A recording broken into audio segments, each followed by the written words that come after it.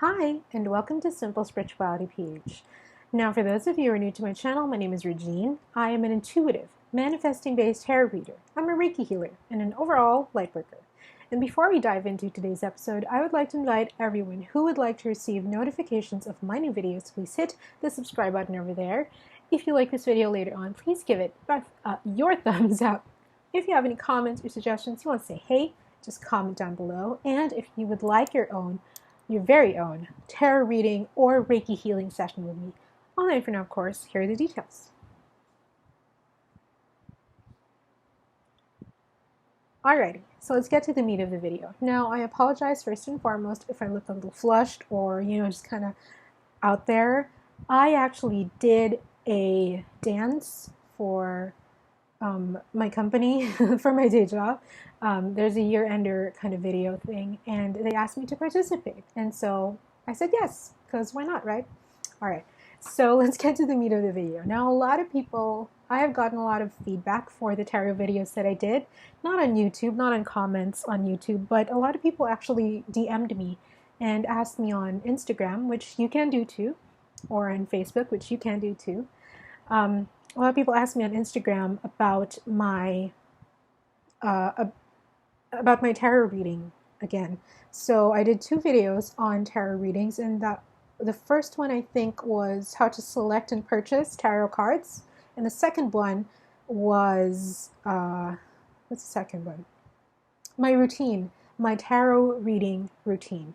And I've gotten a lot of feedback to do more FAQs on tarot readings and little tips and tricks that'll help to ease tarot reading, right? To help tarot reading sessions. So right now I'm going to list a couple of questions off the top of my head, some of which I've been asked before. Actually, I think all of which I've been asked before, and I'll answer them here in this video. All right. So the first thing I always get asked is, how do I store tarot cards? So whenever I get a new deck of cards, I always like to put them beside my bedside table, and that is to impart my energy to my cards. So it's kind of like a getting to know you phase of the card's lifespan with me, so to speak. So I do that at least for a week or 2, and then after that, I actually graduate them to over here behind me, as you can see. I have my crystals there, my sage is over there, I have my singing bowl over there, I have my candle over there, I have my cards all up there. And the reason for the placement here is I actually incorporated a bit of feng shui into my room. So I figured out where the spiritual center, the spiritual bagua of my room is, and you can do this as well for your room if you prefer. I looked for where my spiritual bagua was, and I set up all of my spiritual stuff, my cards and my crystals and my tarot decks, all up in here, in this side, the east side of my room. And you can do that as well. I know the people who create altars in the spiritual areas of their homes, which is also great because all the energy is then concentrated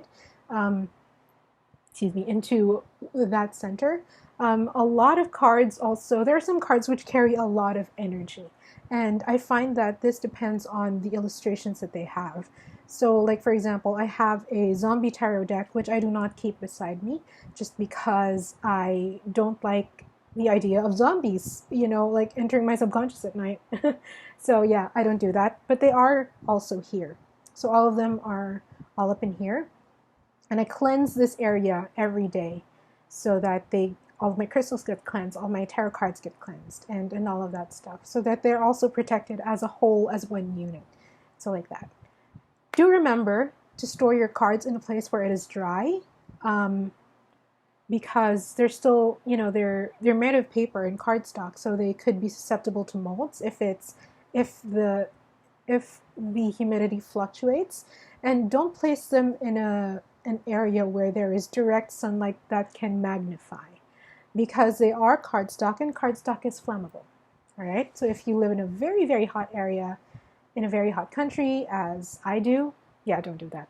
Don't do that. So yeah, keep them in a room temperature place, and intuitively, if you want to keep your cards if there's a place in your house that's calling you, go do that. No problem with that whatsoever, right? Second question. Now, this is so funny because a lot of people ask, does size matter? Fortunately, when it comes to tarot cards, they do not, all right? So there can be small cards, itty bitty tiny cards, there can be really, really huge cards, and they should give off the same information, the same energy as big cards. This is the same for crystals, guys. A lot of people think that the bigger the crystal, the more energy that it has. We're tempted to think of it that way, but remember that quartz crystals are tiny, tiny, tiny, and they make clocks run. They make watches run, and they're just in tiny little pieces like this, and they're still able to do all of that. They're still able to contribute to the entire workings of the mechanism, right? So it's the same thing with tarot cards. Now, I have large cards here, which are oracle cards, and they should give off the same energy in a reading as these cards, the Harmonious Mini Tarot, which actually just fits in my palm. And so, yeah, basically, when it comes to tarot cards, size does not matter. You know what matters? Detail. The details matter. And this is because a lot of people don't like to read reversals. There is a thing called reversals in cards. And so, let me give you an example. A card that shows itself upright, this is the normal orientation of card. That is upright. Now, when it goes like this is what you call a reversal. Basically, it's the upside down, right? It's the upside down version. And a lot of people don't like to read this because, of course, it's extra effort. And sometimes to them it doesn't make sense. But I think that rather than looking at whether it's up or down or left or right, we need to pay attention, as tarot readers, we need to pay attention more to the details that they're giving. Because I have a tarot deck here, which does not have an orientation. You cannot consider it as having up and down because they're circle cards. And this is the Tarot of the Cloisters.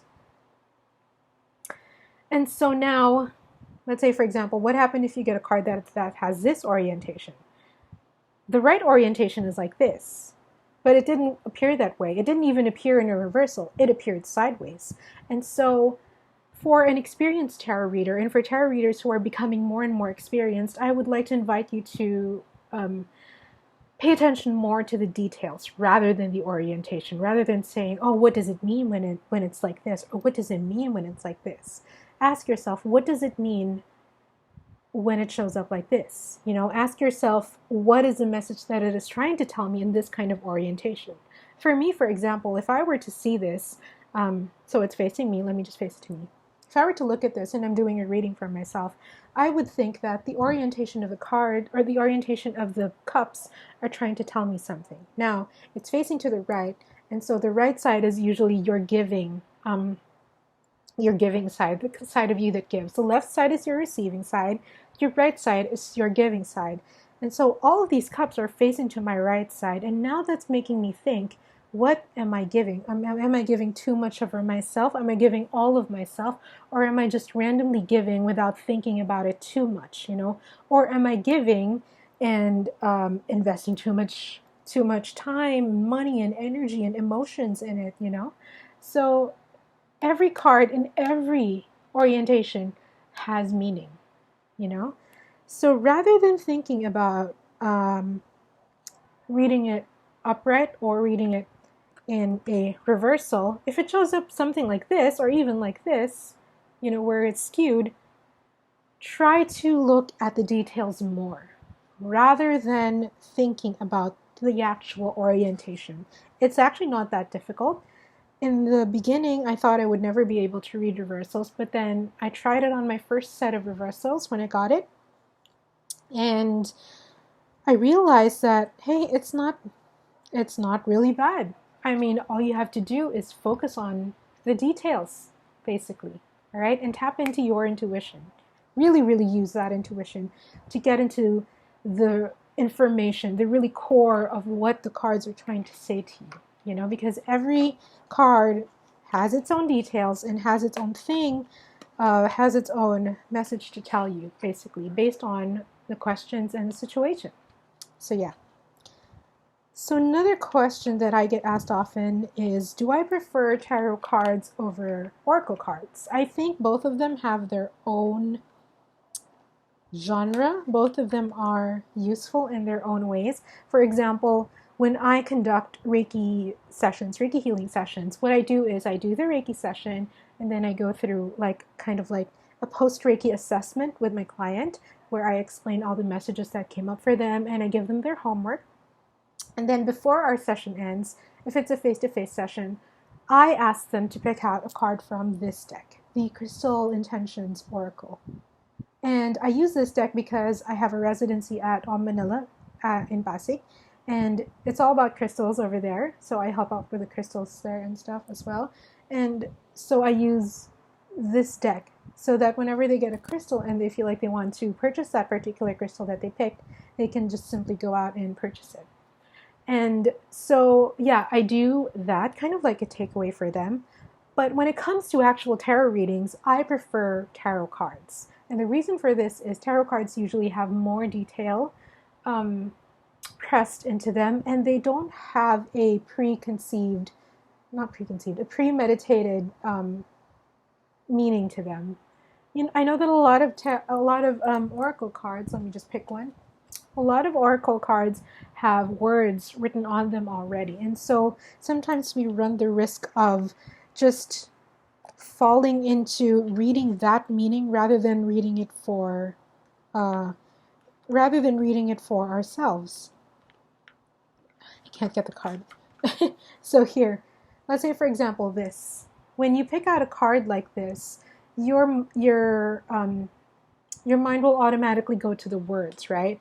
And you'll already be able to draw that conclusion from the word itself.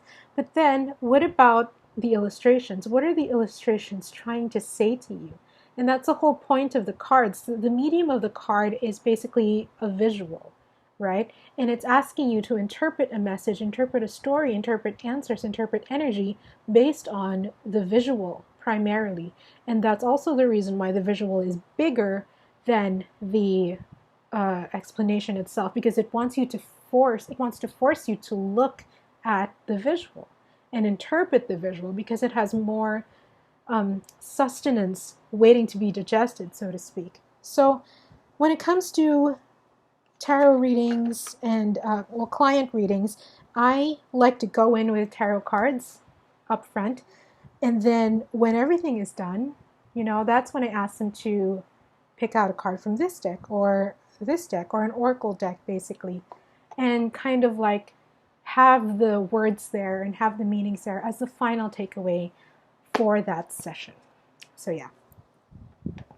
And I think one of the last questions that I get, or one of the most common questions also that I get, but this is going to be the last questions that I pose here, is how do I determine which cards will speak to me more easily than others? As I said in some of my other videos, that yes, some cards do speak volumes compared to other cards. Like, for example, between Tarot of the Cloisters and the Harmonious Mini Tarot, Tarot of the Cloisters speak to me more than the Harmonious Mini Tarot. But I understand both of them perfectly well. It's just that I'm faster with the Tarot of the Cloisters because it has more detail. And so for this is really a situational thing. So you can manifest a tarot deck to be more open to you, if that's what you'd like. If you have a particular deck that you want to really connect with, you can do that through manifesting. Or you can just go through it the regular way and just test it out one by one and see which one speaks volumes to you, which one is the best one for you when it comes to reading for clients, reading for yourself, and all that stuff. So yeah, I hope this helps. Very short and sweet, just a 15-minute video. If you like this video, please give it a thumbs up. If you have any comments or suggestions you want me to do more tarot stuff, you can DM me on Instagram or on Facebook or down below. If you would like to receive notifications of my new videos, please hit the subscribe button over there. And if you would like your very own tarot reading or Reiki healing session with me, online for now, of course, here are the details. And that is it. Stay happy, stay healthy, and yeah, ciao for now.